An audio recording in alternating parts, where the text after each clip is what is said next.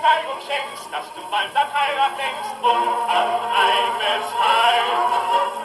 Oft durch Zufall aus Versehen dir dies große Glück geschehen. Jeder nimmt dich gern zur Braut, wenn du zu ihm sagst recht laut: komm mit zu Möbelhübner, den jeder Käufer flieht. Es macht dir Möbelhübner das Heim zum Paradies.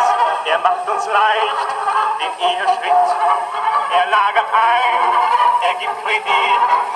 Komm mit zu Möbelhübner, nur auf eure Straße führt der Weg zum Glück.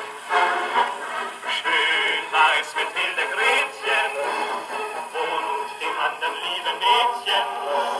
Aber Freundchen, mit der Zeit macht sich die Erkenntnis breit, das ist nicht das Glück. Schloss, denn das kann dir nichts nützen, mal ein eigenes Heim besitzen. Das hat Sinn doch allemal, sagt zu schönsten deiner Wahl. Komm mit zu Möbelhübner, nicht morgen, sondern gleich.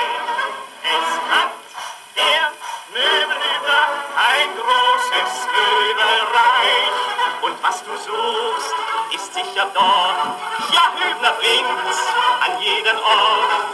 Komm mit zu Möbelhübner, nur auf eure Straße führt der Weg zum Glück. Onkel, Schwieger, Schwestern, Brüder, ja, sogar die Tante Frieda sind schon bei der Küche platt, weil sie Rundfunkanschluss hat.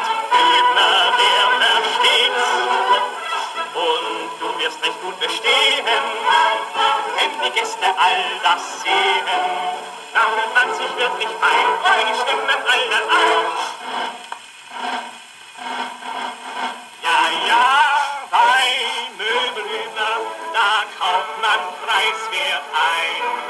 Ein Heim von Möbelhübner, das gibt euch Sonnenschein. Mit bloßem Lob ist nicht getan.